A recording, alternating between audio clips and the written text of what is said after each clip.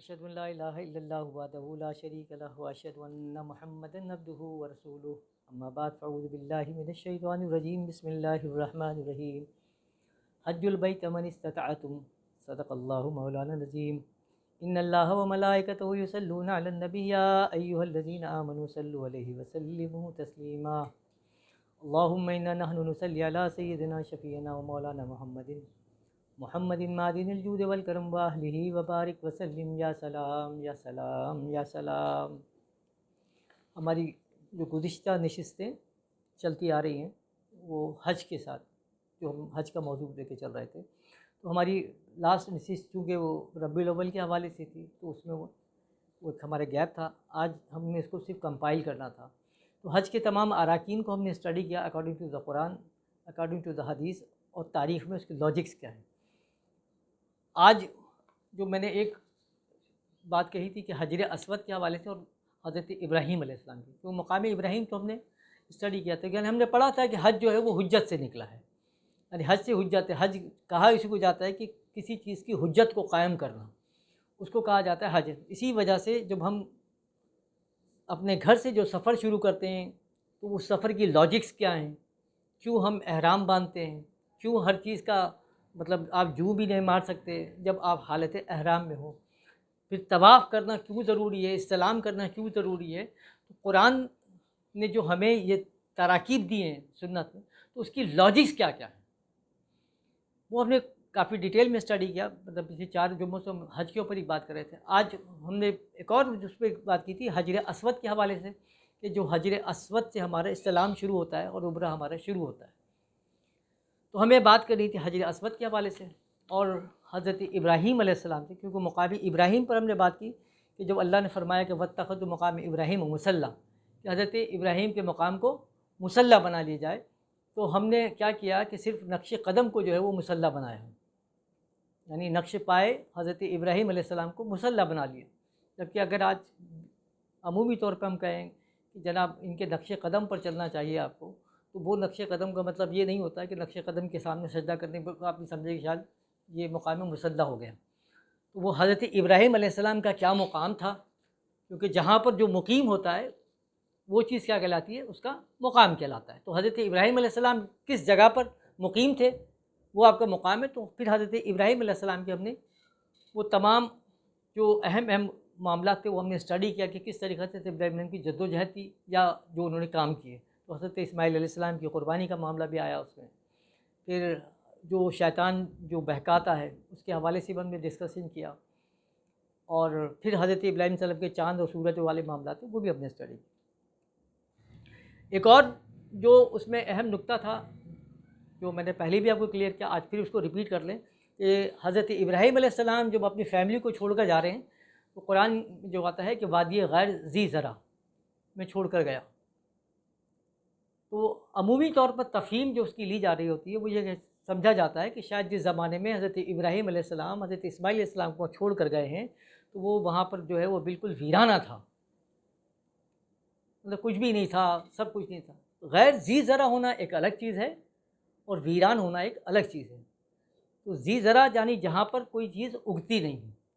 تو آج کا جو سعودیہ ہے اس وقت بھی وادی غیر ذی زرع تھا، آج بھی وادی غیر ذی زرع ہے، وہاں پر مطلب اب آرٹیفیشیلی طور پر کھاد باد ڈال کے جو کچھ کوشش کی جا رہی ہوگی نا، اس وقت بھی وادی غیر ذی زرع تھا، آج بھی وادی غیر ذی زرع ہے۔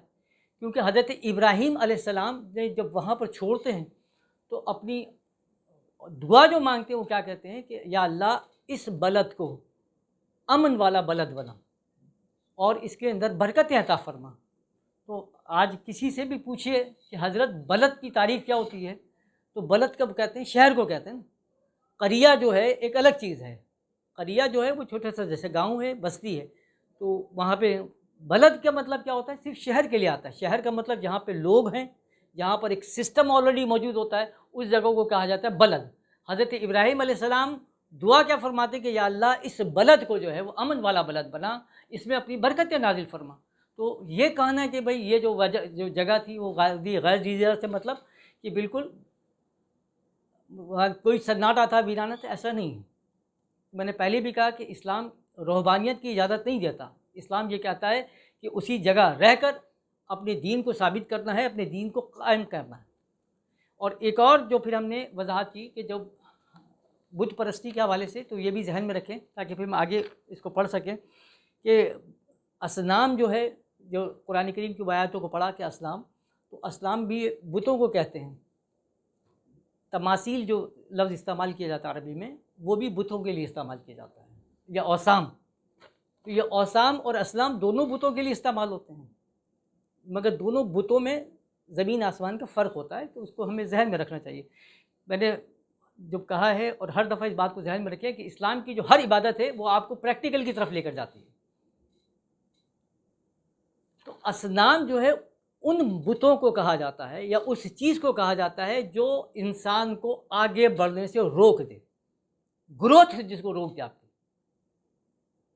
جیسے اوثان ہیں، تو اوثان وہ پتھر کے بت ہیں، تو ہر پتھر کا بت اوثان تو ہوتا ہے لیکن اصنام نہیں ہو سکتا۔ اصنام تو آپ بھی ہو سکتے ہیں، اصنام تو میں بھی ہو سکتا ہوں، یعنی جس کو بت بنا کر انسان رکھ لے اور وہ اس کی سوچوں پر غالب ہو جائے، اس کو آگے بڑھنے ہی نہ دے۔ جس کو اقبال نے کہا نا کہ بیاں میں نقطۂ توحید آ تو سکتا ہے، تیرے ذہن میں ہو بت خانہ تو کیا کیجیے۔ تو یہ اصنام جو ہیں، اللہ تعالیٰ نے جب لفظ جو اصنام استعمال کر رہا ہے، تو اس میں آپ یعنی ویژن جو ہے وہ بڑھ جاتا ہے۔ تو اصنام سے اگر آپ صرف مٹی کے بت اٹھا کے لے لیں گے تو بات جو ہے بہت چھوٹی ہو جائے گی۔ اللہ تعالیٰ آپ کو مطلب نشاندہی کرا رہا ہے، یاد کراتا ہے کہ اسلام سے مطلب کیا ہے، کہ ہر وہ چیز، ہر وہ وجود یا ہر وہ شے جو آپ کو اللہ کی راہ میں آگے بڑھنے سے روک دے، وہ دراصل کیا ہے، اسلام۔ آج ہمیں کوئی ہمارا لیڈر بن جاتا ہے، چاہے وہ سیاسی لیڈر بن جائے، وہ آپ کی سوچوں کو روک دے۔ آپ صرف بولیں بھائی جی فلاں جی فلاں جی فلاں، اس کے آگے آپ کی سوچ ہی نہیں ہوتی۔ آج دیکھ رہے ہیں نا، سیاسی پارٹیوں کے اندر دیکھ رہے ہوتے ہیں کہ انسان کو دین کی نہ فکر ہے، نہ اللہ کی فکر، نہ رسول کی فکر، آپ کی فکر کچھ نہیں ہے، صرف فکر کیا ہے، میری پارٹی کی فکر ہے۔ تو کیا یہ جو لوگ بیٹھے ہوئے ہیں، یہ اصنام ہے یا نہیں؟ جن کو اسلام عربی میں اللہ نے استعمال کیا، ورنہ اگر لفظ استعمال کرتا اور تماثیل کے وقت تو سمجھ میں آتا ہے کہ پتھروں کے بت کی بات کر رہے ہیں۔ تو یہ ایک ضروری تھا کہ جو آپ ذہن میں رکھیں، کیونکہ آج آگے جب آپ بات کر رہے ہیں کہ حجر اسود کے حوالے سے بھی ہم بات کرتے ہیں کہ حجر اسود کا استلام کرنا کیوں ضروری ہوتا ہے، یہ بھی ہمیں پتہ چلنا چاہیے، یا حجر اسود کو بوسہ لینا، کیونکہ اب یہ تو آپ کو مل جاتا ہے کہ تاریخ پہ نبی کریم صلی اللہ علیہ وسلم نے حجر اسود کا بوسہ لیا، تو اس لیے وہ سنت ہے، وہ ٹھیک ہے، لیا ہے۔ ایک اہم چیز یہ بھی ذہن میں رکھیں کہ حجر اسود کا جو ہے وہ کئی دفعہ حجر اسود کے اوپر حملے بھی ہوئے ہیں، حجر اسود کو توڑا بھی گیا۔ ابھی جو موجودہ حجر اسود ہے، خود جو سعودی عرب کی جو انسائکلوپیڈیا جو انہوں نے ریلیز کی، اس میں پڑھیں گے تو آپ کو کہتے ہیں کہ یہ جو موجودہ حجر اسود ہے تو وہ باریک باریک ٹکڑے ہیں، اور اس میں سب سے بڑا ٹکڑا جو ہے وہ کھجور کے برابر ہے جو ایکچوئل حالت میں، باقی سب کو انہوں نے جوائنٹ کر کے جو ہے نا وہ بنایا ہے، رکھا ہے اس کو۔ تو یہ مطلب تقریباً 20 سال تک تو حجر اسود جو ہے وہ یمن میں اٹھا کے لے گئے تھے۔ تو اس کے بعد میں جب حجر اسود کو لایا گیا تو سوال یہ پیدا ہوا تھا کہ حجر اسود کی پہچان کیسے ہوگی کہ یہ اوریجنل حجر اسود ہے یا نہیں ہے۔ تو علماؤں کے پینل بیٹھتا ہے، تو اس کے بعد یہ پتہ جو فیصلہ یہ ہوا کہ اگر اوریجنل حجر اسود ہے تو اس کو آگ نہیں لگتی۔ نمبر 2، وہ پانی میں ڈوبتا نہیں، تو وہ چیک کیا گیا ان پتھروں کو، جو پانی میں نہیں ڈوبتا بلکہ تیر رہا ہے، تو اور اگر آگ میں ڈالا گیا تو وہ جلتا نہیں ہے۔ وہ کہا کہ یہ جو ہے حجر اسود اصلی ہے۔ تو یہ دو کوالٹیز جو ہیں حجر اسود کی ہیں۔ تو بہرحال یہ خیر ہمارا یہ موضوع تو نہیں ہے کہ حجر اسود کی جو ہے وہ کوالٹیز کے اوپر، اور اس کے کئی روایتیں موجود ہیں کہ جب حجر اسود کو لے کے جا رہے تھے تو وہ اونٹ جو ہے اس کا بوجھ برداشت نہ کر سکے، بخاری کی حدیث میں، تو وہ بخاری کر رہا ہوں سوری تاریخ میں ہمارے پاس۔ اور سعودی یعنی عرب سے یمن تک جب لے کے گئے تو 40 سے زیادہ اونٹ جو ہے وہ مر گئے، جس کے اوپر حجر اسود کو ڈال کے لے کے جا رہے تھے۔ تو یہ حجر اسود کی اہمیت بتاتے ہیں لوگ اس حوالے سے کہ وہ چونکہ جنت کا ایک پتھر ہے، اور یہ حدیث میں بھی آیا ہے کہ وہ جنت کے یاقوتوں میں سے ایک یاقوت ہے۔ اور مطلب اس کی اہمیت تو وہ بھی آپ نے پڑھا ہوگا، وہ واقعہ کہ جب رسول کریم صلی اللہ علیہ وسلم حجر اسود کو دوبارہ تنصیب کرتے ہیں، اور وہ تنصیب کرنا ظاہری بات ہے خدا کے امر میں سے ایک امر تھا، کیونکہ توریت کی جو بشارات ہیں ان بشارات میں موجود تھا کہ جو ورلڈ ٹیچر ہے، جو دنیا کا جو سب سے بڑا ٹیچر ہے، استاد جو آئے گا وہ کون ہے؟ وہی جو کونے کے پتھر کا مالک ہوگا۔ تو وہ الفاظ سے موجود تھے، تو نبی کریم صلی اللہ علیہ وسلم تشریف لے کر آئے اور وہ سارے معاملات ہوئے کہ آپ کے سامنے رکھا گیا۔ حجر اسود کی تاریخ کے حوالے سے ایک اور حافظ ابن کثیر، تو ان کا ایک بڑا مشہور مطلب انہوں نے لکھا ہے حجر اسود پہ، وہ میں آپ کو گوش گزار کروں کہ آپ فرماتے ہیں کہ جب اللہ تعالیٰ کا فرمان ہوا کہ قل نہبتوا، یعنی آدم علیہ السلام اور حوا علیہ السلام کو کہا کہ تم جو ہے جنت سے نکل جاؤ، تو حضرت آدم اور حوا جب جنت سے نکلے گئے تو آدم علیہ السلام کو ہندوستان میں اتارا گیا۔ تو جب وہ اترے تو حجر اسود اور مٹھی بھر جنتی درخت کی کچھ پتیاں بھی ان کے ساتھ ہیں، انہوں نے ان پتیوں کو ہندوستان میں بکھیر دیا، جن سے خوشبو کے درخت اگائے، اور آج ہندوستان میں جس مقدار میں عود اور یہ سب وغیرہ کی جو خوشبو ہیں وہ دراصل آدم علیہ السلام کے ہاتھوں سے بکھیرے گئے ان پتیوں کا کرشمہ ہے جو وہ جنت سے لائے تھے۔ تو حافظ ابن کثیر رحمۃ اللہ علیہ فرماتے ہیں کہ جو کائنات میں انسانیت کی ابتدا ہوئی ہے، نبوت کی ابتدا ہوئی، تو سب سے پہلے وہ ابتدا جو ہوئی ہے وہ ہندوستان سے ہوئی۔ یہ بڑی ایک امپورٹنٹ بات ہے، ٹھیک ہے نا؟ یعنی آدم علیہ السلام کو جب جنت سے نکالا گیا تو آپ کا وجود جو آیا وہ ہندوستان میں ہے، اور وہ یعنی جنت میں جب تشریف لائے، یعنی جنت سے جب یہاں آئے تو وہ جنت کا پتھر جو ہے وہ حجر اسود لے کر آئے۔ اسی حجر اسود کے اوپر کلیم کیا ہندوؤں نے، وہ یہ کہتے ہیں کہ حجر اسود جو ہے وہ اصل میں کیا ہے، وہ ہمارے مندر کا پتھر ہے، جو لنگ کا پتھر ہے۔ وہ کہتے ہیں کہ یہاں پر پہلے جو ہے وہ مکیش اوتار کا مندر تھا، اسی سے وہ مکہ بنا ہے، اور یہ اصل میں وہ لنگ کا پتھر ہے۔ خیر وہ تو اپنا کلیم کرتے ہیں، لیکن یہ طے ہے کہ جو نبی کریم صلی اللہ علیہ وسلم نے فرمایا کہ یہ جنت کا پتھروں میں سے ایک پتھر ہے۔ عرب کی ہم تاریخ کو پڑھیں تو آپ اٹھائیں تاریخ العرب، اگر آپ پڑھتے ہیں نا تو اس میں آپ دیکھیں تو اس زمانے میں جب بھی یعنی کوئی معاہدہ ہوتا ہے یا کوئی عہد لیا جاتا تھا تو کیا کرتے تھے، کوئی بیچ میں ایک پتھر رکھتے تھے، اور ہر آدمی جب عہد کرتا تھا تو اس پتھر کے اوپر اپنا ہاتھ مار کر اعلان کرتا تھا کہ میں نے اس عہد کو قبول کیا۔ یہ ایک روایت موجود تھی۔ تو جب یہ اسلام آتا ہے تو اسلام نے بھی کیا کیا، اسی روایت کو برقرار رکھا، اور حجر اسود کا استلام یعنی حجر اسود کو ہاتھ لگانا، بوسہ لگانا نہیں جا سکتے، تو یہاں تک کہ آپ کو حجر اسود کی طرف آپ کو اشارہ کرنا ہے تاکہ آپ کا اشارہ ہو جائے کہ میں نے حجر اسود کو چھو لیا۔ تو وہی جو روایت رہی ہے کہ آپ عرب کی جو تاریخ میں کہ پتھر کو ہاتھ مار کر اپنے عہد کا اعادہ کرتے تھے، یعنی اپنے آپ کو گواہ بناتے تھے کہ ہاں ہم نے جو ہے وہ عہد کر لیا کہ ہم جو نیت کی ہے یا جو ارادہ کیا ہے وہ کر کے چھوڑیں گے۔ تو آج جب ہم عمرے کے لیے نکلے یا حج کے لیے نکلے تو جو نیت کر کے گھر سے نکلے اور جب ہم کھڑے ہوئے اور خانہ کعبہ کے طواف کے لیے، تو پہلے ہم نے جو کہا کہ لبیک اللہم لبیک لبیک لا شریک لک لبیک، جب یہ الفاظ ادا کیے نا، تو میں نے پہلے بھی کہا کہ آپ جب اللہ کو یہ اعلان کر رہے ہو کہ حاضر ہوں، میں حاضر ہوں، تو اللہ نے آپ کو بلایا کیا، پوچھا آپ سے کس کام کے لیے حاضر ہیں؟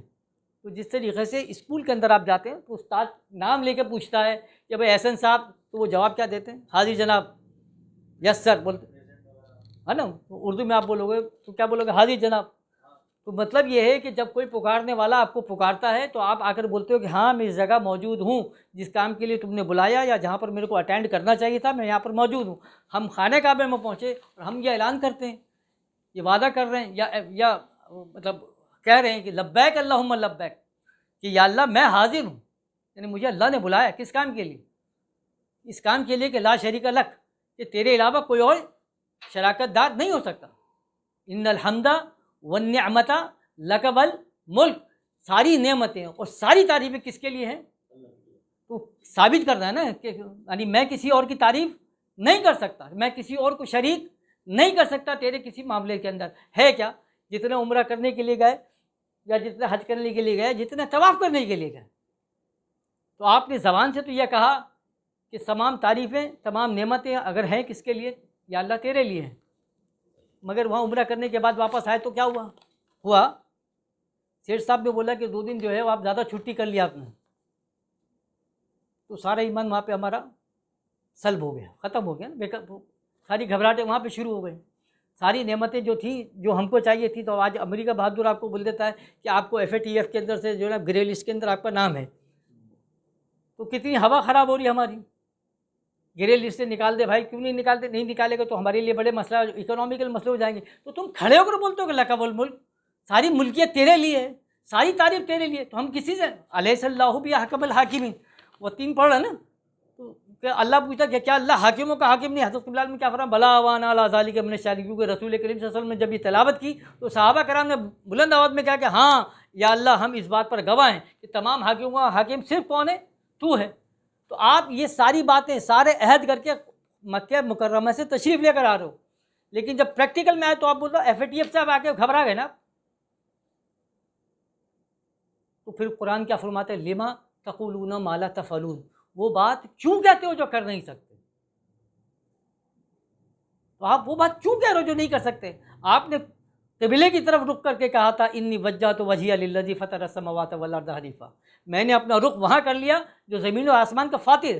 ان صلاتی و نسکی و محیایا و مماتی للہ رب العالمین, کہ میرا جینا, میرا مرنا, میرا اٹھنا, میرا بیٹھنا, میرا کھانا, میرا پینا, سب کس کے لیے؟ اے اللہ تیرے لیے. یہ آپ بول کر آئے نا, یہ آپ نے عہد لے کر آیا, آپ جو ہے وہی روایت پوری کرتے آ رہے ہو کہ ہاں ہم اس عہد پر قائم رہیں گے, یہ بول کر آپ نے عہد بھی کر لیا وہاں پر. لیکن ہوا کیا لما تقولون ما لا تفعلون. قرآن فرماتا ہے کبر مقتا عند اللہ ان تقولوا ما لا تفعلون, کہ یہ اللہ کے نزدیک زنا سے بھی بدتر گناہ ہے کہ تم وہ بات کہو جو تم کر نہیں سکتے. تو ہم پریکٹیکل میں جب آ رہے ہیں تو ہم نے کیا کیا, جو عہد اللہ سے لیا ہے. میں نے جیسا کہا کہ صفا اور مروہ کے درمیان جب صحیح کر رہے ہیں تو تب بھی اللہ فرماتا ہے کہ وہ خانہ کعبہ کی طرف دیکھ کر اشارہ کرو, حجر اسود کی طرف دیکھ کے استلام کرو, کیونکہ ہر وقت آپ کی ذہن میں رہنا یہ ہے کہ جو میں نے نیت وہاں پہ جا کر کھڑے ہو کر کی ہے نا, وہ اس کو میں پورا کر کے چھوڑوں. یہ حجر اسود کی ایک تاریخ رہی ہے کہ مطلب کیوں استلام کیا جاتا ہے, تو وہ آپ کو پتہ چلنا چاہیے کہ وہ جو کلچر رہا, جس طرح جنت کی تعریف کی جاتی ہے نا, تو جنت کی مثال اللہ تعالیٰ بیان کرتا ہے.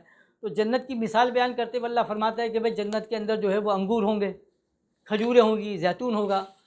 تو وہ مطلب باقی کچھ نہیں ہوگا. مجھے تو آم پسند ہے, اب آم تو نہیں ہوگا تو میں کیا کروں گا جنت جا کے؟ پھر میں تو بولوں نا بھائی میرے کو تو جنت میں جانے کا فائدہ نہیں, میرے کو تو آم پسند ہے. تو بات یہ نہیں ہے, بات کیا ہے کہ جو معاشرہ ہے جس سے مخاطبت ہے, وہاں پر جو چیز مشہور ہے یا جہاں اٹریکشن ہے, اللہ تعالیٰ اسی کی تمثیلات عطا دیتا ہے. تو وہاں پر انگور, زیتون, کھجور وغیرہ ہے, تو ظاہر بات ہے. اب یہی آپ اگر قرآن کریم کی آیتوں کو ایسی جگہ پہ تلاوت کریں جہاں پر یہ چیزیں نہیں ہے تو وہ بیچارے پریشان, تو ایسا نہیں ہے. وہ تمثیلات دی گئی کہ وہاں پر جو اٹریکشنز ہیں وہ بتایا گیا. بہرحال یہ ہم نے اس چیپٹر کو پڑھا تھا جو حج کی تاریخ میں ہم نے شروع کیا تھا کہ حج کہاں سے شروع ہوا. تو حساب اب کیونکہ آپ لوگ ابھی نئے آئے تو کنٹینیوشن ہماری بن نہیں پا رہی ہوگی نا آپ سے. تو ہم جو پڑھتے ہوئے آئے کہ صحیح کس کو کہا جاتا ہے, یا عرفات کا میدان, عربی میں لفظ عرفہ کس کو کہا جاتا ہے, عرفات کس کو کہا جاتا ہے, مینا مزدلفہ کے معنی کیا ہیں. تو اللہ تعالیٰ نے وہ ترتیب جو رکھی ہے نا, وہ بڑا کمال ہے کہ جب آپ حج کے لیے نکل رہے ہیں تو پہلے کس میدان میں جاتے ہیں. تو مینا یمنا سے نکلا تمنا کرنے کو, پہلا آپ کا وہ میدان ہے کہ جہاں پر اللہ بولتا ہے کہ آپ تمنا کرتے ہو. تو پھر آپ کہاں پہ چلے جاتے ہو؟ عرفات میں چلے جاتے ہو, جہاں پہ آپ نے اللہ کو پہچانا, اللہ سے تعارف ہوا. اللہ سے جب تعارف ہوا تو اللہ بولتا ہے پھر مزدلفہ میں آتے ہو. مزدلفہ میں کیا ہوتا ہے؟ ازدلفہ کہتے ہیں قریب کرنے کو, مزدلفہ جہاں پر اللہ کے انسان قریب ہو جاتا ہے. تو جب اللہ کے قریب ہو جاتا ہے تو جب اللہ سمجھ میں آ جاتا ہے تو پھر شیطان بھی سمجھ میں آتا ہے, ورنہ انسان کو شیطان کبھی سمجھ میں نہیں آتا. انسان کا المیہ کیا ہے, جو ہم نے پہلے بھی کہا اور پھر کہتے ہیں کہ ہر وہ کام جو اس کا نفس کروانا چاہتا ہے وہ کر کے چھوڑتا ہے, اور الزام کس پہ ڈالتا ہے؟ شیطان کے اوپر ڈال دیتا ہے. بولتا ہے کہ میرے کو شیطان نے بہکا دیا. تو شیطان بیچارہ سوچتا ہے میں نے کب تیرے کو بہکایا, کیونکہ شیطان کا وعدہ کیا ہے, فَبِمَا أَغْوَيْتُهُمْ, میں تو ان کو اغوا کر لوں گا جو تیرے راستے کے اندر آئیں گے. تو جو اللہ کے کام کے لیے نکلتا ہے شیطان اس کو بہکاتا ہے. جو شیطان کا پہلے سے کام کرتا ہے تو شیطان اس کو بہکائے گا. کیا بہکائے گا؟ شیطان تو اس کو مطلب تھپکیاں دے گا, بولے گا زبردست استاد تم تو ہماری بھی نکلے. تو ہم جتنے بھی آپ دیکھیں, جتنے بھی حرام خوری کے کام کرنے والے ہیں, تو وہ ہمیشہ کیا کہیں گے, ہر گناہ پر یعنی بجائے اس کے کہ نادم ہونے کے یا بجائے اس کے کہ توبہ استغفار کرے, وہ کہے گا بس میں کیا کروں جناب, شیطان نے بہکا دیا تھا. اور اسی طریقے سے جب ان کو نیکی کا حکم دیا جائے, یعنی نیکی کے معاملات کر لیں, تو کیا کہتے ہیں اللہ تعالیٰ انشاءاللہ توفیق دے گا. تو بس آپ دعا کریں اللہ تعالیٰ ہمیں توفیق عطا فرمائے. تو ہمارے ابا ہی بولتے تھے کھانے کی توفیق دیتا ہے کیا, مطلب سامنے روٹی رکھ دو، مرغی رکھ دو، مسلم رکھ دو، سب دو، تو اس کے بعد بھی بیٹھ جانا تو کہ بھائی اللہ مجھے توفیق دے گا تو کھا لوں گا، نہیں، وہاں ساری توفیق یاد آ جاتی. تو یہ سب کیا ہے؟ انسان کا نفس ہے. تو اپنے نفس کو سکون پہنچانے کے لیے جس طریقے سے اللہ جب دین دیتا ہے نا، تو دین کے اندر انسان جب اپنی سوچیں داخل کرنا شروع کرتا ہے اپنے مزاج کے حساب سے، تو کیا کرتا ہے؟ پھر وہ مذہب جنریٹ ہوتا ہے. تو مذہب جو ہے وہ انسانی سوچ جب دین میں شامل ہو جاتی ہے تو وہ مذہب بن جاتا ہے. تو پھر وہ کیا کرتے ہیں؟ اپنی مرضی کے جو ہے سارے معاملات، جیسا بھی آپ تھوڑی دیر پہلے گفتگو کر رہے تھے نا کہ قرآن کریم، تو بات یہ ہے کہ قرآن کریم کو مطالعہ ایک بیچارہ بریلوی کرے گا تو وہ اس کی کوشش یہ ہوتی ہے کہ قرآن کریم میں سے نظر نیاز کی آیتیں نکال لوں جہاں سے ثابت ہو جائے. دیوبندی پڑھ رہا ہے قرآن کریم تو وہ سوچے گا کہیں سے بھی بتا دوں کہ غیر اللہ کی جو ہے نیاز حرام ہے. اہل حدیث بیچارہ اپنے حساب سے سوچے گا، اہل تشیع، تو ہر کوئی جو ہے وہ اپنی سوچ اور فکر سے اسلام جو قرآن فرماتا ہے اتعلمون اللہ بدینکم، کہ کیا تم اللہ کو اپنا دین سمجھاؤ گے؟ اب اللہ کو بتاؤ گے کیسے کرنا ہے؟ تو ہر آدمی کیا کر رہا ہے؟ اپنی سوچ اور اپنی فکر کے حساب سے اس میں بولتا ہے کہ نہیں میرے کو اس طریقے کا چاہیے، یا اس کا مطلب یہ، یا فلاں کا مطلب یہ. تو یہی جیسے میں نے پہلے کہا، جب آپ حج کے نہیں کر رہے تو پہلا سوال ہی وہاں کھڑا ہوتا ہے کہ آپ حج کے لیے جا رہے ہو تو حج کا پہلے مطلب تو پتا ہو آپ کو. اگر حج کا مطلب آپ کو معلوم ہو رہا ہے کہ حج کا مطلب ہے حجت کا قائم کرنا، نکالنے عربی کی لغت نکالے پڑھیں، تو آپ کس کے اوپر کس کی حجت قائم کرنے جا رہے ہو؟ انسان صرف گناہ بخشوانے کے لیے جا رہا ہے، بولے گناہ بخشوانے کے لیے جو آئے گا حاجی آئے گا جو عمرہ کر کے آ رہا ہے تو اس سے پوچھو بھائی کہاں گئے تھے؟ تو وہ عمرہ کر کے کیا ہوا؟ ماشاء اللہ الحمدللہ بالکل عمرہ ہو گیا. حاجی صاحب کا بالکل ایسے ہوگا جیسے کل جو ہے وہ ماں کے پیٹ سے نکلے ہیں، بس یہی کروا. ابے بھائی جب تمہارے کو یہ سارے گناہ معاف کروانے تھے تو اتنا لاکھوں روپے کا خرچہ کرنے کی کیا ضرورت تھی؟ کسی مسجد میں بیٹھ کے اپنا پڑھ لیتے. تو اللہ یہاں بھی تو بخش جاتا ہے. تو وہاں جانے کا پھر کیا مطلب تھا تمہارا جانے کا؟ حدیث کا حوالہ دے دیا جاتا ہے کیا یہی تو جو حج کر کے آئے وہ ماں کے پیٹ سے جانا، تو حدیث کا حوالہ ہے نا. تو پھر بات یہ ہے کہ پھر وہ حج بھی تو کریں. جس طرح لوگ قادری سلسلے کے اکثر بیچارے کہتے ہیں کہ حضرت پیران پیر عبد القادر جیلانی رحمۃ اللہ نے فرمایا کہ میں اس وقت تک جنت میں نہیں جاؤں گا جب تک میں اپنے ایک ایک مرید کو جو ہے جنت میں نہ لے جاؤں. تو یہ حوالہ دے کے سب جو ہے نا چوڑوں کے چل رہے ہوتے ہیں. تو جتنی چاہے اسمگلنگ کا مال کرو، سب کچھ کرو، 11 دیگیں پکا دو، اپنے نام کے ساتھ قادری لگا دو، بولو بھائی سرکار نے فرمایا. میں ان سے یہی پوچھتا ہوں مگر سرکار غوث اعظم نے اگلا جو ارشاد فرمایا وہ آپ نے سنا؟ آپ فرماتے ہیں من لا شیخ لہ فشیخ الشیطان. سوری، آپ نے فرمایا کہ وہ مرید لا یرید. حضرت غوث اعظم فرماتے ہیں کہ مگر مرید وہ ہوتا ہے جس کا اپنا کوئی ارادہ نہیں ہوتا. پھر وہ جو مرید کا حکم ہے تو اس میں وہ ڈھل جاتا ہے. تو ڈھلو پھر آپ نے تو فرمایا کہ میرے ہاتھ میں اللہ نے اتنا بڑا سراغ رکھا ہے کہ ایک سونا چاندی کے پہاڑ، احد کے پہاڑ کے برابر بھی اگر سونا چاندی آ جائے تو ایک رات سے زیادہ نہ رکے میرا. اپنی اولاد کو ہاتھ میں لے کے بولتے ہیں انت ماتا انت ماتا انت ماتا، تو مر گیا تو مر گیا تو مر گیا. بیوی پریشانی کی آپ کیسے بول رہے ہیں؟ کہا کہ بھائی یہ اللہ کے لیے پیدا کیا نا، اگر اللہ کی راہ میں چلتا رہے گا تو مل ہی جائے گا میرے کو اللہ کی راہ میں، ورنہ آج سے مر گیا میرے لیے. ہے دم کرو پیدا، بتاؤ کہ ہم ہیں. تو ایسا نہیں. تو اسی طریقے سے نبی کریم جیسا حج کے اوپر ابھی آپ نے بات ہے، نبی کریم صلی اللہ علیہ وسلم نے فرمایا. ہم اکثر لوگوں سے یہ پوچھتے ہیں مجھے یہ بتاؤ کہ نبی کریم صلی اللہ علیہ وسلم نے اپنی پوری حیات طیبہ میں کتنے حج کیے؟ ایک حج. کتنے عمرے کیے؟ ایک. آج تو یہاں پہ کھڑے میں لائن لگا دے کہ الحمدللہ میں ہر سال 5 عمرے کر کے آتا ہوں. اللہ فرماتا ہے کہ اپنے قدم کو نبی کے قدم سے آگے مت بڑھاؤ. تم کو مطلب بہت شوق ہو رہا ہے کہ ہر سال جو ہے 10 عمرے کر کے آ رہے ہیں، ہر سال حج کر کے آ رہے ہیں. تو اس لیے کیونکہ آپ کو حج سمجھ میں نہیں آیا تھا. اگر ایک دفعہ حج سمجھ میں آ جاتا نا تو آپ کی دوبارہ ہمت نہیں پڑتی. 9 لاکھ سے زیادہ اولیاء اللہ جو ہندوستان اور پاکستان کی سرزمین میں، ان میں سے جو آپ کو نون یعنی جن کے نام یاد ہوں گے، آپ ان اولیاء اللہ کی لسٹ نکالیں، ان میں سے کتنے اولیاء اللہ ہیں جو حاجی تھے؟ نکالا نہیں. حضرت خواجہ معین الدین چشتی رحمۃ اللہ نے کتنے حج کیے؟ داتا صاحب نے کتنے حج فرمائے؟ بابا فرید گنج انہوں نے کتنے حج کیے؟ سلطان باہو نے کتنے حج کیے؟ نکال کے بتائیں نا. تو اب آپ کے حج میں اور پھر ان کے حج میں کیا فرق ہے؟ تو داتا علی حجوری صاحب نے جب حاجی سے پوچھا جو حج کر کے آیا تو آپ نے کیا پوچھا؟ میں نے وہ سب سے پہلے وہی واقعہ آپ کو سنایا تھا. تو آپ نے کیا پوچھا؟ اس نے کہا کہ میں حج کر کے آیا ہوں. کہ تو حج کر کے آیا؟ کہ ہاں. تو کہنے کہ جب تو نے طواف کیا تو کیا تیرے قلب نے بھی اللہ کا طواف کیا؟ نہیں کیا. تو نے کیا طواف کیا؟ تو نے جب پتھر مارا تو اپنے نفس کو بھی پتھر مارا؟ نہیں مارا. جب تو نے صحیح کی تو تو نے نیت کی کہ میں بھی اسی طرح اللہ کے کام کے لیے صحیح کروں گا.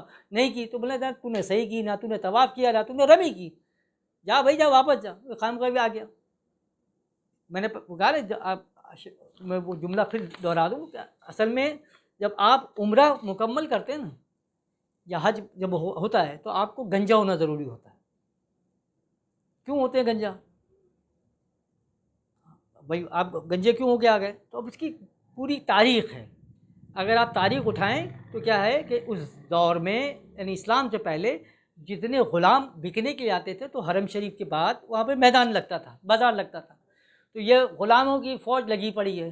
تو جس غلام کو بیچ دیا جاتا تھا تو اس کو کیا کرتے تھے؟ گنجا کر کے بھرا دیتے تھے تاکہ کوئی خریدار جب آئے تو اس کو پتہ چل جائے کہ یہ بک چکا ہے، اس کا سودا نہیں کرنا.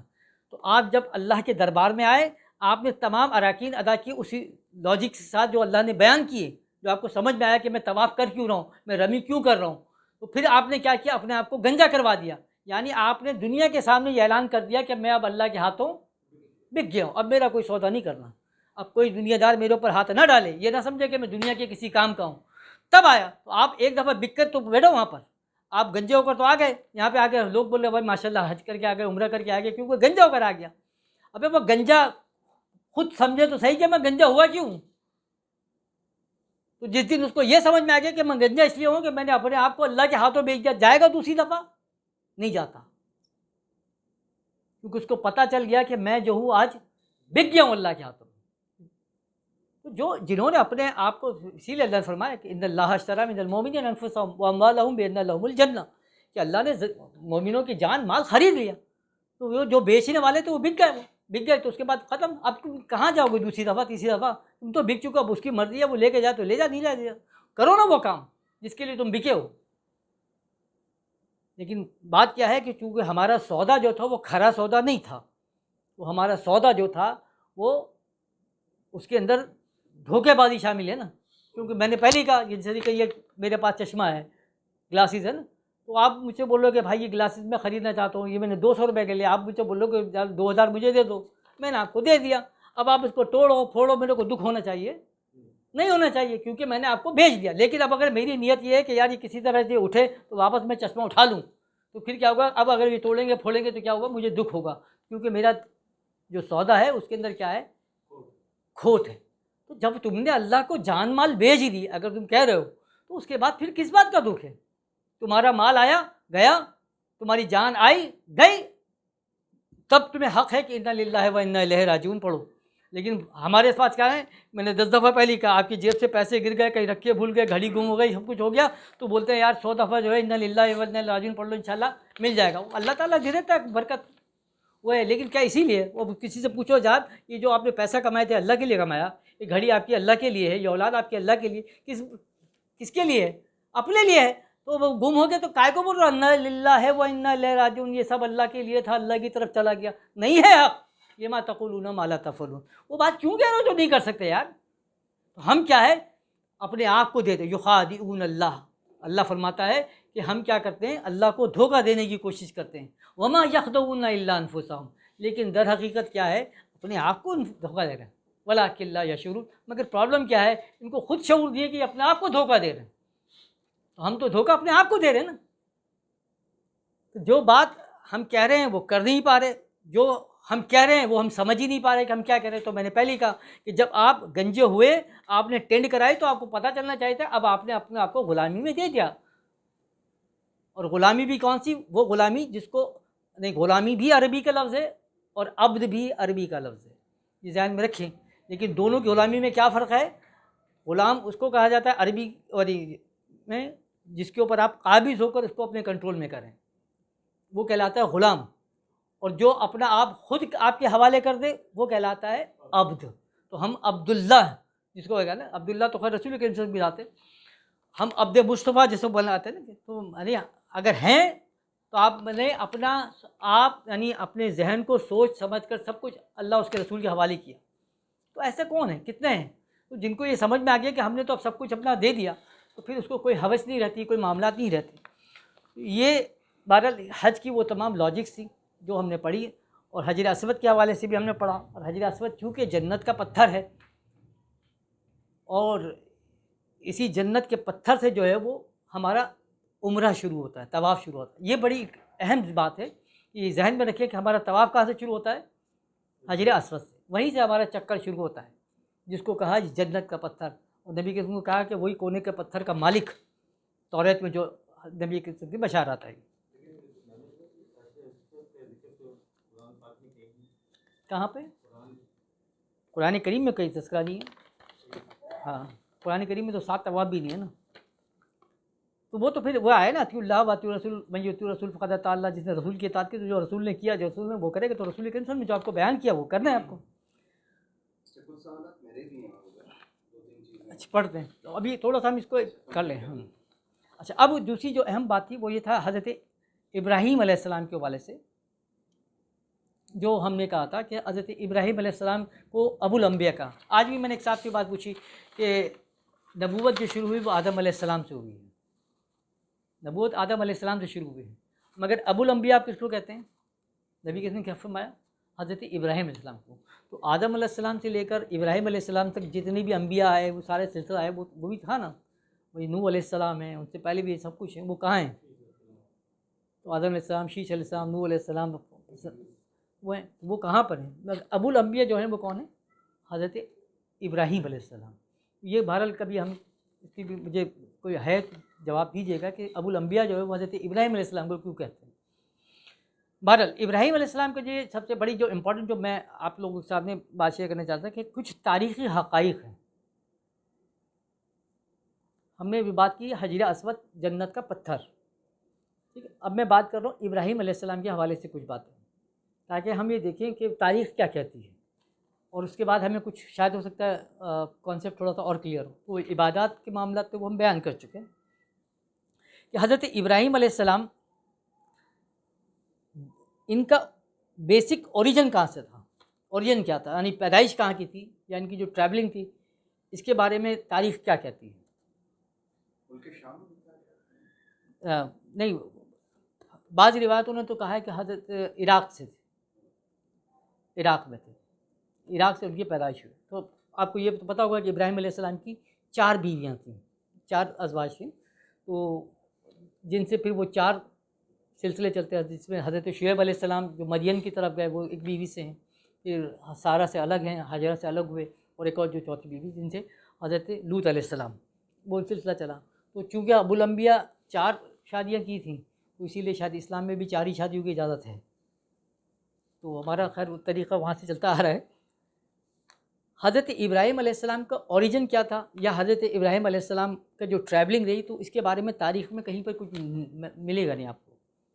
یہ تو ملے گا کہ جہاں پر یعنی فلسطین سے جو ان کے معاملات آئیں، لیکن اس سے پہلے کا جو ہسٹری وہ ابراہیم علیہ السلام کی نہیں ملتی، توریت میں یعنی کسی میں بھی نہیں ملتی آپ کو، اور ملے تو آپ دیکھ لیں۔ تو ایک جو اسٹڈی ہے وہ میں آپ کے ساتھ میں صرف شیئر کرنا چاہتا ہوں، کیونکہ ہم جو اللہ والوں کے اپنے معاملات ہیں وہ اسٹڈیز ہیں، اس کے حوالے سے ابراہیم علیہ السلام کا جو ٹریولنگ رہی ہے تو اس کا تعلق افغانستان سے اور ہندوستان سے بہت زیادہ نظر آتا ہے، جو تاریخی حقائق نظر آتے ہیں۔ کیونکہ ابراہیم علیہ السلام کا جو واقعہ ہے کہ جو ان کے چچا تھے جس کا نام آزر تھا، نہیں والد صاحب نہیں، جی والد کا نام طارق تھا، طارق۔ کنفیوژن ہے، لوگ اصل میں عربی کی گرامر یا عربی کی اس سے واقف نہیں ہوتے، تو ان کے ابا کو جو ہے وہ بت پرست بنا دیا، جبکہ نبی کریم صلی اللہ علیہ وسلم نے فرمایا کہ مجھے اللہ تعالیٰ نے پاک رحموں سے اور کیا بولتے ہیں پاک اور نیک رحموں سے منتقل فرمایا ہے۔ تو نبی کا جو ہے وہ باپ جو ہوگا نا وہ کبھی بھی وہ نہیں ہو سکتا، مشرک نہیں ہو سکتا، اولاد بگڑ جائے وہ الگ بات ہے، یعنی نبی جس سے پیدا ہوا ہوگا وہ نہیں ہو سکتا، یہ طے ہے۔ یہ کیسے ہو سکتا ہے کہ حضرت ابراہیم علیہ السلام کے باپ جو ہیں وہ بت پرست ہوں یا وہ بت بناتے ہیں؟ تو یہ آزر جو ہیں یہ ان کے چچا تھے تاریخ کے حوالے سے۔ جس طریقے سے موسیٰ علیہ السلام اور ہارون علیہ السلام کے متعلق ہے کہ لوگ کہتے ہیں ہارون علیہ السلام موسیٰ علیہ السلام کے بھائی ہیں، تو بھائی تو ہیں لیکن سگے بھائی نہیں ہیں، چچا زاد بھائی رہے ہیں۔ تو ایسی آزر جو ہے وہ آپ کے باپ نہیں تھے، والد صاحب نہیں تھے، بلکہ آزر جو تھے وہ ان کے چچا تھے۔ تو جو بتوں کا ان کا معاملہ تھا، اسی طریقے سے جو میں نے آپ کو کہا کہ ان کا جو ہسٹری ملتی ہے نا افغانستان کے حوالے سے، کہ افغانستان میں آپ کی ٹریولنگ کے حوالے سے، کہ ابراہیم علیہ السلام کا افغانستان کے اندر ٹریولنگ جو ہے وہ یہاں سے ہو گئی ہے۔ یہ ایک دیکھیں عجیب بات ہے کہ آپ کو مذاہب میں بت پرستی جو ملتی ہے، وہ سب سے زیادہ اگر آپ کو کہیں بت پرستی کی جس کو کہا جاتا ہے وہ ملتی ہے ہندوؤں کے اندر۔ پھر یہی بت پرستی جو ملے گی آپ کو خانہ کعبہ میں، جو 360 بت رکھے گئے جو آپ کو وہاں ملتے ہیں۔ یہیں پہ جو سامری پوری قوم آباد ہے ہندوستان کے اندر، وہ آپ کو موسیٰ علیہ السلام کے ساتھ ملتا ہے، وہ سامری جادوگر جس کا ذکر قرآن کریم نے بھی کیا۔ یہ بھی اپنی جگہ، میں نے جیسے پہلے کہا ابن کثیر کی میں نے آپ کو پڑھی تاریخ، جنہوں نے فرمایا کہ آدم علیہ السلام کو جو ہے وہ ہندوستان میں اتارا گیا، یعنی نبوت کی ابتدا جو ہوئی ہے۔ یہی میں ایک سوال کروں کہ سری لنکا کے تعلق سے بات ہوتی ہے کہ اصل میں ہندوستان آج موجودہ ہندوستان الگ ہو گیا۔ پہلا جو ہندوستان تھا تو اس میں ہندوستان میں مطلب بھارت بھی تھا، پاکستان بھی ہے، بنگلہ دیش بھی ہے، سری لنکا، مالدیپ، یہ سب ایک ہی خطہ تھا، تو اسی لیے وہ کہا جاتا ہے۔ لیکن بعد میں آخر میں جا کر اب دیکھیں نبی کے سنت کی حدیث ہے کہ قیامت سے قبل اللہ تعالیٰ جو ہے وہ سندھ کو 40 سال پہلے اٹھا لے گا۔ یا ایک اور ہے کہ مجھے وہ ہند جو بشارت دی کہ ہند اور سندھ کا ولی ہوگا، تو وہاں پر پھر وہ ایک الگ چیز آئی ہے، وہ انشاءاللہ بعد میں ہوگی۔ ابھی یہ کہ ہندوستان میں آپ کو بھیجا گیا، ہندوستان جنت نشان بنایا گیا۔ آپ نے سنا ہوگا کہ ہندوستان جو ہے وہ جنت نشان، یہ آپ نے اس میں اقبال کے ترانوں میں آپ نے سنا ہوگا، اس کو جنت نشان کہا گیا۔ اور تو خیر وہ تعلق ہے کہ ہندوستان میں جو ہے وہ آدم علیہ السلام جو ہے یہاں پر آئے، تو نبوت کا سلسلہ یہاں سے شروع ہوا۔ میں بات کر رہا تھا حضرت ابراہیم علیہ السلام کی۔ ابراہیم علیہ السلام کی جو ٹریولنگ ہے افغانستان سے، اب یہ بہت لمبی تاریخ ہے، وہ میں پھر بعد میں کبھی آپ کو پڑھوں گا۔ حضرت ابراہیم علیہ السلام کا نام جو ہے، تو آپ کے نام جو ہے وہ جو 4 لینگویجز میں 4 اسٹائل سے بیان کیے گئے ہیں۔ جس طرح انگلش کے اندر آپ کو کہا ابراہم، ہیبرو زبان میں آپ کو جو کہا جاتا ہے وہ افراہیم کے نام سے، افراہیم، ہاں یہ پڑھا ہوگا آپ نے۔ وہ زوبا زبان جو یہودیوں کی اپنی مطلب ایک پوری مخصوص زبان ہے، اس میں کہا جاتا ہے افرگان۔ ہاں عبرانی میں تو افروئیم ہے، ہاں یہ زوبا زبان جو ان کی اپنی زبان ہے، جہاں پہ جیسے ہمارے مذہبی زبان عربی ہے، تو اس طرح زوبا جو ہے وہ ان کی مذہبی زبان، اس میں ابراہیم علیہ السلام کو لکھا گیا افرگان۔ اب یہی وجہ ہے کہ جہاں پر ابراہیم علیہ السلام کا جو معاملات ہوتے ہیں، تو اس کو اگر آپ افغانستان کہتے ہیں، تو جو تاریخ میں لکھا گیا کہ افغانستان، وہ بیسیکلی افغانستان جو بعد میں بنتا ہے، تو ہو سکتا ہے یہ بات غلط ہو، یعنی جس کو ہم کہتے ہیں کہ کھینچ تان کر لا کر ہم نے اس کے اوپر فٹ کر دیا۔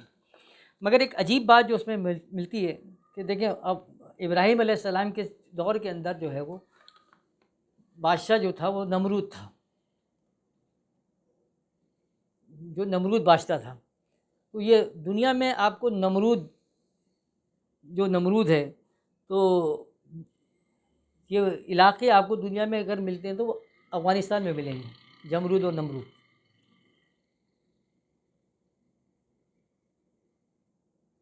تو پہلے ہم نے کہا گیا کہ افغانستان میں آپ کا معاملات رہا، افغانستان میں ہی آپ کو ملتا ہے جمرود کا علاقہ بھی اور نمرود کا علاقہ بھی ملتا ہے۔ اچھا، یہ آپ کے چچا کا نام کیا تھا؟ تو بولے آذر، جو بت بناتے تھے۔ افغانستان کی جو 7 یعنی ایک پوری ریاست ہے، وہ کہلاتی ہے آذر بائی جان۔ اچھا، بائی جان کا مطلب کیا ہوتا ہے؟ تو بائی جان کا مطلب جو ہے وہ سلطنت کے لیے آتا ہے۔ آذر بائی جان کا اگر میں ترجمہ کروں تو کیا ہوا؟ آذر کی سلطنت۔ تو آذر بائی جان آذر کی سلطنت ہے۔ اسی طریقے سے جہاں پر آذر کی حکومت چل رہی ہے، آذر کے لوگ ہیں، اس کو انہوں نے آزارہ کہا، ہبرو کے اندر آزارہ کہا۔ تو ایک تاریخ میں یہ بھی لکھا گیا کہ جو ہزارہ جس کو کہا جاتا ہے آج اردو میں، یہ بیسیکلی آزارہ کا علاقہ تھا، جس کو آج ہزارہ کہا جاتا ہے۔ یہ میں نہیں کہہ رہا، یہ مطلب یہ جو ریسرچ ان کی اپنی ہے، تو میں آپ کو ریفرنس بھی دے سکتا ہوں، میں آپ کو دے دوں گا، شیئر کرا دوں گا اس میں۔ تو اسی طریقے سے جو حضرت ابراہیم علیہ السلام کے دادا کا نام آیا ہے توریت میں، وہ ہے تیرا، کہ آپ کے دادا کا نام کیا تھا؟ تیرا تھا۔ یہ وادی تیرہ کہاں ملے گی آپ کو؟ افغانستان، یعنی دادا وادی تیرہ افغانستان جو ہے وہ افغانستان آپ کو ملے گا. آذر کا علاقہ آذربائیجان، جہاں آذر کے فالوورز تھے وہ آزارہ کہلاتا ہے، تو وہ آج کا آزارہ موجود ہے. اب اسی طریقے سے جو طاقتور ترین لوگ جو آپ کے ساتھ رہے اس دور کے اندر جو لوگ تھے، ان کا جو علاقے کا نام جو توریت نے لکھا ہے وہ لکھا ہے زابل، جو آج آپ کو کابل کے نام سے آپ یاد کرتے ہیں. تو یہ پورا ہسٹری دی ہے کہ آپ اٹھائیں تو آذربائیجان آپ کو کہاں ملتا ہے، آپ کو افغانستان کہاں ملتا ہے، آذربائیجان کہاں مل گیا، آزارہ کہاں مل رہا ہے. پھر اسی طرح خراسان کے جب بات آتا ہے لفظ خراسان، تو خراسان کا مطلب کیا ہوا بھائی؟ آپ نے پڑھا ہوگا. تو یہ بھی دو الفاظ کا مرکب ہے. خا کا مطلب ہے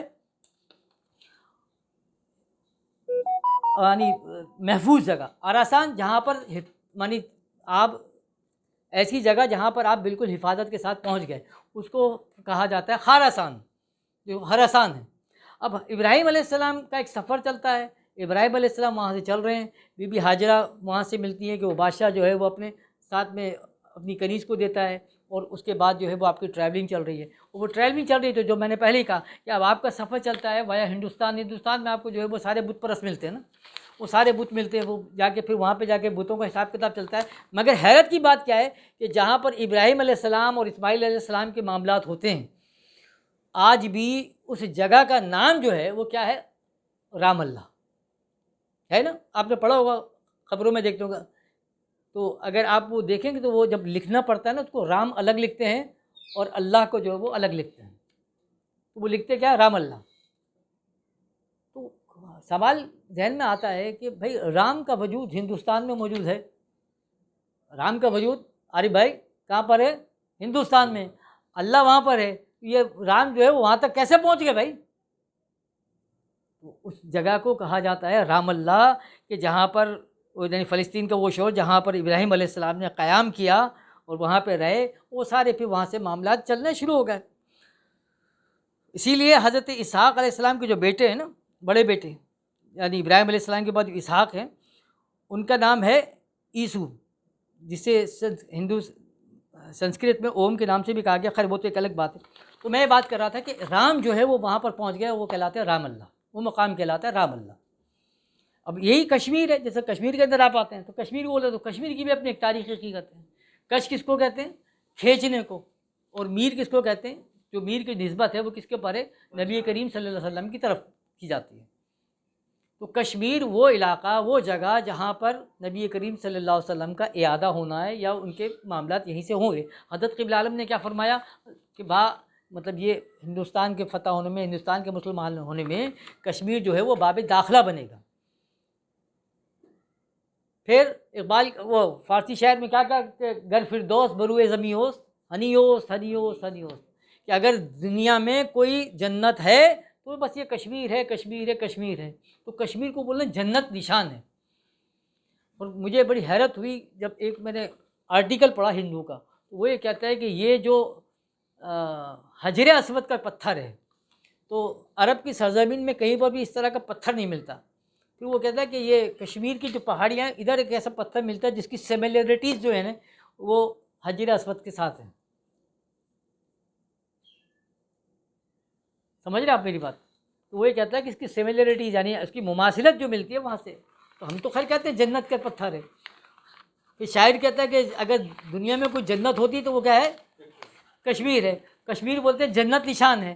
تو آج بھی اللہ تعالیٰ جب ہمارے کو عمرہ کراتا ہے تو بولتا ہے حجر اسود سے شروع کرنا ہے، یعنی وہ کشمیر نشان سے ہی، اور یعنی جو جنت نشان ہے وہیں سے آپ کو عمرہ شروع ہوگا. اگر انقلاب آئے گا دنیا میں، سارے معاملات ہوں گے، یہ افغانستان، یہ جمرود، یہ نمرود، یہ زابل، یہ جتنے بھی ہیں نا، کیونکہ اللہ کیا فرماتا ہے لیرادو کا علامات، جہاں سے تم آئے ہو وہیں تم کو لوٹایا جائے گا. آج پورا ہندوستان جو ہے وہ جا کے گنگا میں جہاتا ہے، بولتا ہے گنگا جل کرنا، کیا کرنا، کیونکہ تمام جتنے پاپ ہیں وہ دھل جائیں گے. تو یہ گنگا جل نکلتا کہاں سے؟ تو بولے گنگوتری کا ایک مقام ہے ہمالیہ پہاڑ پہ سے، تو وہاں سے وہ پانی بہتا ہے. اور وہ پانی جب بہتا ہے تو اس کے پانی میں اتنی اللہ نے تاثیر رکھی ہے کہ اگر آپ نہائیں گے تو ارے بھائی وہ گنگوتری ہے کس کا مقام.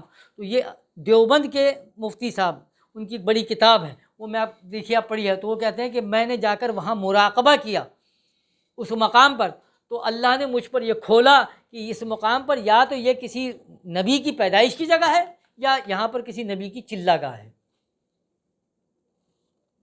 تو وہ کون ہے؟ وہ کہتے ہیں کہ وہ برہما ہے، جس کی یہ جگہ ہے، ہندو کہتے ہیں یہ برہما کی جنم بھومی ہے، گنگوتری جہاں سے نکل رہا ہے۔ اب برہما بولے تو ابراہیم،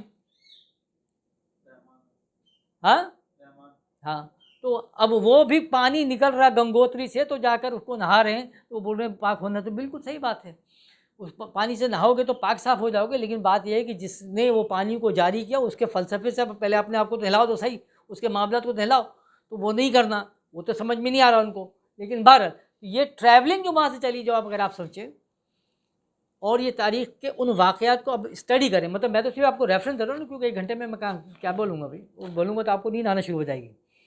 بات کیا ہے کہ آپ اس ریفرنسز کو پڑھیں کہ یہ افغانستان کا جو علاقہ ہے یہ اتنی امپورٹنس کا حامل ہے کہ جس کے لیے نعمت اللہ شاہ ولی کی جو تمام قصائد ہیں، ابھی آپ نے اصحاب کہف کا پڑھا، آپ نے تو نقیب بھائی کو پڑھا رہے تھے، وہ اصحاب کہف وہ پوری جو ریلیٹڈ ہے وہ کہاں سے؟ وہ یہاں سے۔ پھر آپ اصحاب کہف کے ان واقعات کو اگر آپ پڑھ رہے ہیں تو پھر آپ نے وہ بھی پڑھا ہوگا کہ مطلب یہ تسلیم کر لیا گیا نا کہ اگر بنی اسرائیل کا جو 12واں قبیلہ جو گم ہوا، گم شدہ قبیلہ ہے جس کی تلاش وہ کر رہے ہیں، تو یہ وہی پٹھان جس کو جارج ڈکسن نے لکھا تھا نا کہ اگر آپ دنیا میں دیکھو کہ تمام مسلمانوں کے اندر سے ایمان ختم ہو گیا ہے، تم پھر بھی ایک ایسی قوم کو پاؤ گے جس میں ایمان باقی ہے، اینڈ دے آر پٹھانس۔ تو یہ دے آر پٹھانس مطلب دے آر پٹھان، تو یہ پٹھان جو ہے وہ ایسے تو نہیں، یعنی افغان جو ہے وہ ایسے تو نہیں آ گئے نا، پوری ایک ہسٹری ہے، جو یعنی قیس بن عبداللہ جو اس دور کا بادشاہ ہے، تو جب نبی کریم صلی اللہ علیہ وسلم کے پاس تشریف لے کر آئے، کیونکہ یہ وہ واحد جو ہے وہ بنی اسرائیل کا قبیلہ ہے جو تمام معاملات سے پاک رہا، کیونکہ جب بخت نصر نے ان کے ساتھ معاملات کیے تو یہ سب ہجرت کر کے کہاں آئے؟ یہاں پر آ گئے نا۔ اور جب یہاں پر ان کو بشارات کے حساب سے پتہ چلتا ہے کہ مدینہ منورہ میں نبی کے اسم تشریف لا چکے ہیں، تو وہ آج تصدیق کے لیے آتے ہیں۔ جب تصدیق کے لیے آئے اور تصدیق ہو گئی کہ ہاں نبی کے وسلم ہی وہ وجود ہے جس کے لیے ہم انتظار کر رہے ہیں، تو پورا قبیلہ ایک ساتھ مسلمان ہوا ہے، پورا قبیلہ ایک ساتھ۔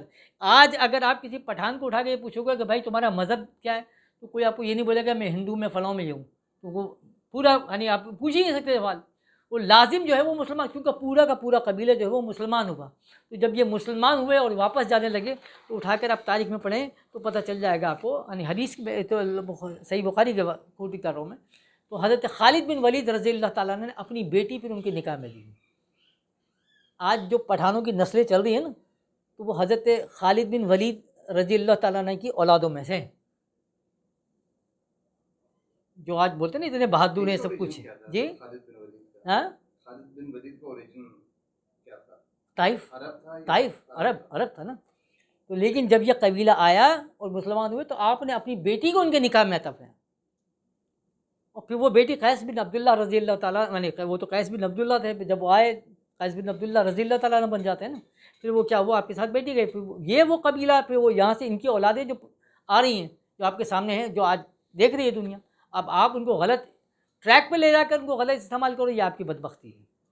اللہ نے تو ان کو پاک اور صاف رکھا، وہ اصحاب کہف کی طرح، کیونکہ وہ سوتے رہے، دنیا کی نظروں سے اوجھل رہے، تمام شرک اور بدعات سے دور رہے، سب کچھ رہے نا، کوئی ان کے ساتھ نہیں، بالکل صاف ستھرا خون تھا۔ اگر آپ چاہتے ہیں ان کو ٹریک پہ لے کر جان تو صحیح ہے، کیونکہ یہ خالد بن ولید رضی اللہ تعالیٰ کی اولادوں میں سے، یہ وہ لوگ ہیں جنہوں نے بیک وقت اسلام کو قبول کیا، یہ وہ بنی اسرائیل کا قبیلہ ہے جس کے لیے موسیٰ علیہ السلام کی بشارت موجود ہے کہ آخری وقت میں پوری دنیا پہ جو ہے بنی اسرائیل کی حکومت ہوگی۔ تو آج یہ یہودی جو ہے اپنے آپ کو یہ سمجھ رہے ہیں کہ شاید ہماری حکومت ہوگی، کہ ہم جو ہے وہ بنی اسرائیل ہیں، لیکن نہیں ہے، کیونکہ وہ توریت کی جو بشارات ہیں تو اس میں جو بنی اسرائیل کا آخری فرقہ، آخری قبیلہ ہے، تو اس کی پوری نشانیاں موجود ہیں کہ جن کو پہاڑوں کے درمیان گھیر لیا گیا ہوگا، جو پہاڑوں کے درمیان ہوں گے، اور ان کا جو آخری جو معرکہ ہوگا وہ آرمیگیڈون، یعنی جس کو کہا جاتا ہے نا آرمیگیڈون، جو ہے توریت کی بشارات یہ ہے کہ آخری معرکہ ہوگا جو اللہ کی فوج کے ساتھ اور شیطان کی فوج آپس میں لڑیں گے، آرمیگیڈون۔ تو آج وہی آرمیگیڈون کے اوپر یہ پورا آپ کا علاقہ بنا ہے، گڈون و مزہ جو کہلاتا ہے، گڈون، یہ اسی کا پر، ہاں گڈون، ہاں، اور وہی ان کی جو اس میں پورا قبیل ہے جو جدون کہلاتے ہیں اپنے آپ کو، کہ ہم یعنی فائنل بیٹل لڑنے والے ہم لوگ جدوں۔ تو یہ وہ بیچارے وہاں فلسطین میں ڈھونڈتے پھر رہے تھے کہ شاید یہ ہمارا جو ہے نا آخری علاقہ یہی آرمیگیڈون کا، اب تاریخی حقائق ہے، کیونکہ وہ بشارات میں تو توریت کی بشاراتوں میں تو یہ لکھا ہے کہ جب وہ اللہ کی فوج کے لڑنے آئیں گے تو 40 سے زیادہ ممالک کی فوج ہوں گی جو شیطان کے ساتھ ہوں گے، جا کے اس پہ حملہ کریں گے، مگر اللہ جو ہے وہ ان کو بچا لے گا۔ تو اللہ نے بچا لیا ان کو، اور ابھی تک بچا لیا۔ تو ہم یہ سوچ رہے ہیں کہ شاید ابھی ان کو ختم کر دیں گے، لیکن یہ ایسا ہو نہیں سکتا، کیونکہ یہ اللہ کے ارادہ ہے۔ تو اصحاب کہف اور اصحاب رقیم کی بات کریں تو اصحاب رقیم کا تو کام ہی ہے کہ بھائی رقم کر دینا، یا جو رقم ہو گیا اس کو بیان کر دینا۔ تو وہ اصحاب کہف کا کام ہے کہ وہ آئیں گے، اور اللہ کا اپنا ارادہ۔ تاریخ کے اندر دیکھیں عجیب بات ہے، نبی کریم صلی اللہ علیہ وسلم کے بعد وہ آپ وہ بھی پڑھیں، تو جب مکے پہ دوبارہ حملہ ہوا تو لوگوں نے حضرت خالد بن ولید رضی اللہ عنہ سے کہا کہ جاؤ تم اپنے افغان یعنی افغان ساتھیوں کو بلاؤ۔ تو افغانستان سے پورا قبیلہ آتا ہے جو جنگ میں شہید ہوا اور مکے کا قبضہ چھڑایا۔ نکالے اٹھا کے تاریخ پڑھیں، نہیں اسلام کے بعد، ہاں وہ اس دور میں بھی وہ جہاد کے لیے بلایا گیا، وہ اترے کیا سارے معاملات ہیں۔ بہرحال ہمارا ٹاپک تو وہ بعد میں چل جائے گی۔ اصل ٹاپک کیا تھا کہ حجر اسود جو آج وہ کہتے ہیں، تو ہم کہتے ہیں کہ ٹھیک ہے تمہارا حجر اسود جو ہے وہ جنت کا پتھر، ہمارا یقین ہے، اور تم کہتے ہو شیو کے لنگ، تو پہلے تو تم شیو کو سمجھو، تو شیو کے لنگ کو سمجھو، تو لنگ کس کو کہا جاتا ہے، کیونکہ تمہاری تو وہ فلسفہ ہی نہیں سمجھ میں آیا نا تم لوگوں کو، تو وہ تو لے کے چلے گئے۔ تو بات تو یہی ہے کہ وہ جنت کا پتھر، جنت کا ٹکڑا جو حضرت قبلہ عالم نے فرمایا کہ اب جو اس دور کے اندر اعادہ اسلام ہوگا، کشمیر اس کا باب داخلہ ہے، کشمیر کو تم نے کہا کہ باب جنت ہے، یعنی یہ جنت کے نشانی ہے، یہ زمین پر اگر کوئی جنت ہے تو کشمیر ہے، اور یہ بھی کشمیر جس کے لیے کہا گیا کہ رسول کریم صلی اللہ علیہ وسلم کا اعادہ ادھر سے ہونا ہے۔ اور حیرت کی بات کیا ہے کہ وہ دیکھو یہودی وہاں پر آباد ہے۔ ابھی آپ کو میں دوں کہ انگریز مورخ ہے جو ریسرچ کرتا ہے، وہ کہتا ہے کہ وہ تو بولتا ہے کہ بھائی آپ موسیٰ علیہ السلام جب پہاڑ پہ گئے ریزہ ریزہ ہو گیا، تو وہ کہتا ہے کہ یہ آپ کشمیر کے اندر جائیں، وہاں پہ ملتا ہے ساری باتیں، جو زیتون کے درخت ہے وہ ساری چیزیں یہاں ملتے ہیں۔ تو وہاں پر ایک پورا مقبوضہ کشمیر میں پورا ایک گاؤں ہے جہاں پر انہوں نے وہ موسیٰ علیہ السلام کا عصا بھی رکھا ہوا ہے، فلاں ہے، وہ صرف وہ ٹوٹل وہاں پہ وہ یہودی آباد ہیں۔ مطلب اگر غور کریں تو یہ جتنے افغان وار ہے، یہ جتنے جی ڈسپیوٹس ہیں، ان کا سرا مل جاتا ہے، ملتا ہے۔ یہ کس وجہ سے ساری چل رہی ہیں، ان یہ جو دجالی طاقتیں ہیں، یہ کیوں اس خطے کو ٹارگٹ کرتی ہیں، ہاں کشمیر ہے، افغانستان ہے، ہاں کیونکہ ان کی اپنی اسٹڈیز ہیں اس کو۔ سر بالکل ہے، اس لیے کہ دیکھیں ہندوؤں کی تاریخ میں نقیب بھائی کے ساتھ آپ رابطے میں تو وہ بتاتے ہوں گے کہ یاغی جس کو کہا جاتا ہے، یوگی جو کہتے ہیں، وہ یوگی کیوں بن جاتے ہیں؟ یعنی آپ کے مذہبی یعنی ہندوؤں کی مذہبی کتابوں میں لکھا ہے کہ کیا ہوگا، وہ پہاڑ سے جو ہے وہ اتریں گے، اور اتر کے جو وہ آئیں گے اور سب کو بانٹتے ہوئے جائیں گے، فتح کرتے ہوئے جائیں گے، وہ دین کا جھنڈا لہراتے جائیں گے۔ تو وہ کیا ہے، اب وہ جو اتریں گے اور اترنے کے بعد جو ہے وہ ہم پر جو عذاب نازل ہو جائے گا، تو اس عذاب سے بچنے کے لیے کیا ہے، وہ منتر پڑھتے ہیں کھڑے ہو کر، ان پہاڑوں پہ جا کر مہا منتر پڑھ ہوتے ہیں کہ بھئی ہمیں جو ہے وہ تمہارے عذاب سے محفوظ رہنا ہے۔ تو اپنے آپ کو پھر وہ ڈھالتے ہیں، جس کو ہم کہتے ہیں نا فقیر بن جاتے ہیں، تو وہ لوگ بھی اپنے آپ کو ڈھالتے ہیں، اور وہ کیا کہلاتے ہیں، یوگی کہلاتے ہیں۔ یوگی کس بات کے، بولے وہ یوگ جو ہے وہ اس میں مکمل نہیں، یوگی نہیں ہے یہ، اصل میں کیا ہے، جو یاغی آنے والے ہیں نا، تو وہ بولتے ہیں ہم بھی جو ہے وہ تمہاری طرح کے یاغی، تمہارے ساتھی، ہم کو نہیں مارنا، ہم تمہارے ساتھی ہیں۔ تو یہی حضرت قبلہ عالم نے جب ہجرت فرمائی تو جس علاقے میں گئے حضرت قبلہ عالم، تو 1935 1936 میں جب آپ ہجرت کر رہے ہیں تو یاغستان کا علاقہ تھا جہاں آپ نے ہجرت کی۔ لوگوں نے کہا کہ یہ بیوقوفی کر رہے ہیں، کیونکہ وہاں پر جو بھی گیا وہ واپس نہیں آیا، فقیر ہپی سب کو مار دیتا ہے۔ موجودہ علاقہ کون سا؟ یاغستان اس کا نام بھی ہے ابھی۔ تو آپ نے کیا فرمایا تھا کہ بعد لوگ میرے کو بولتے ہیں، افغانستان کیسے ہے؟ پاکستان؟ نہیں پاکستان میں وزیرستان یاغستان سب ساتھ ہی ہے نا یہ۔ تو آپ حضرت قبلہ نے فرمایا تھا کہ آج مطلب لوگ میرے کو پاگل بول رہے ہیں، لیکن یہ اللہ کے ارادے کے تحت میں جا رہا ہوں۔ ایک وقت آئے گا جب دنیا کو جو ہے ان کا نام پتہ چلے گا، دنیا کو پتہ چلے گا کون سا علاقہ ہوا۔ اس دور میں کسی کو معلوم تھا کہ وزیرستان یاغستان کون ہے؟ آج دیکھو، آج امریکہ میں وہ بیچارہ اسکول کا بچہ بھی ہوگا، اس کو بولا وزیرستان افغانستان، فوراً سے کھڑا ہو جائے گا، سمجھ میں آ گیا، ایسا اللہ نے رٹوا دیا ان کو۔ ہاں تو بہرحال چونکہ آج ہمارا ٹاپک اس حوالے سے نہیں تھا، میرا صرف آج کوشش یہ تھی کہ آپ کو یہ حقائق دوں کہ اس حوالے سے بھی آپ ابراہیم علیہ السلام کے سفر کو اسٹڈی کریں اور دیکھیں، چونکہ ابراہیم علیہ السلام کا ایک سفر رہا ہے کہ وہاں سے اتنا لمبا جو سفر چلا ہے، تو دیکھیں تاکہ آپ کو پتہ چلے اور یہ حقائق پتہ چلیں کہ ہندوستان کی جو سرزمین ہے اس کو اللہ تعالیٰ نے ایک مطلب جس کو کہتے ہیں نا کہ وعدے والی سرزمین بنایا ہے، کہ جہاں سے اللہ تعالیٰ اپنے ارادے کا دوبارہ اعادہ کرے گا۔ 9 لاکھ سے زیادہ اولیاء اللہ یعنی تمنا حسین جس کے اندر موجود ہے، ہر اللہ والا جو ہے وہاں یہاں آ رہا ہے. اب ہم اگر اب یہ کہیں نا کہ ابراہیم علیہ السلام کی جو جیسے میں بات کر رہا ہوں، تو حضرت اعظم صاحب یہ بھی ایک تاریخی حقیقت ہے کہ آپ اس کو بھی اسٹڈی کر لیجئے گا کہ نبی کریم صلی اللہ علیہ وسلم کے بعد جتنے عرب ہجرت کر آئے ہیں، تو اگر کسی سرزمین میں آئے تو سب سے زیادہ ہجرت پاکستان اور ہندوستان کے اندر کیا کیا ہے.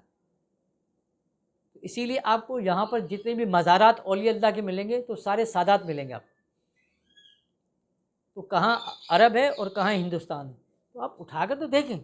ایسا نہیں ہے. تو جب میں نے پہلے کہا نا کہ 9 لاکھ سے زیادہ اولیاء اللہ جو پاکستان ہندوستان کی سرزمین میں موجود ہیں، آپ اٹھا کر دیکھیں تو ان میں سے 10% بھی نہیں ہے جو مقامی ہیں، باقی سارے غیر مقامی ہیں. تو کوئی کہیں سے آیا ہے، کوئی کہیں سے آیا، تو وہ سارے کے سارے آ کے یہاں کیوں جمع ہو رہے ہیں؟ ایسا کوئی نہیں جمع ہوتا نا. تو وہ ظاہری بات ہے، سب کو معلوم ہے کہ اللہ کا کوئی پروگرام یہاں سے شروع ہونے والا ہے، یہیں سے اللہ کا ارادہ ہونے والا ہے، تو اسی کی تیاری کر رہے ہیں. آج قادری بیچارے جو سلسلے میں کھڑے ہوتے ہیں ان کو بھی نہیں پتا ہوتا کہ پیران پیر سیدنا غوث اعظم دستگیر کی کتنی اولادیں جو ہیں وہ ہندوستان اور پاکستان میں موجود ہیں. ان کی بہوؤں کے مزار کہاں پر ہیں، ان کے پوتوں کے مزار کہاں پر ہیں. تو ایک پیران پیر سیدنا غوث اعظم عراق میں ہے نا، تو عراق سے اپنی اولادوں کو یہاں کیوں بھیج رہے ہیں؟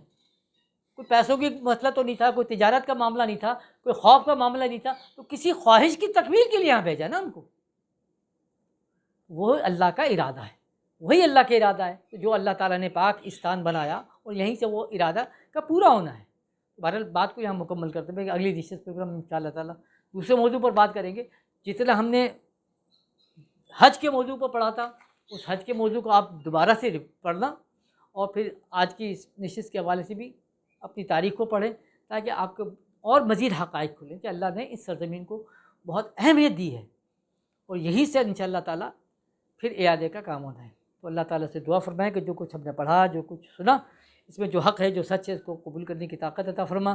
اس کو بیان کرنے میں ہم سے جو غلطیاں ہوئیں، جو کوتاہیاں ہوئیں، تیرے اور تیرے حبیب کی بارگاہ میں معافی کا خواستگار ہیں. اللہ پاک معاف فرما دے. اللہ پاک ہم سے اپنے دین کام لے. اللہ پاک ہم سے وہ کام دے جس سے تو اور تیرا حبیب ہم سے راضی ہو جائے. اللہم اعزت الاسلام والمسلمین، اللہم حافظنا وانت خیر الحافظین، اللہم ارحمنا وانت خیر الراحمین، یا رحمان یا رحیم یا کریم، استغیث برحمتک یا ارحم الراحمین. وصلی اللہ تعالیٰ علی خیر خلقہ نور عرشہ زینت فرش محمد وآلہ وصحبہ اجمعین برحمتک یا ارحم الراحمین.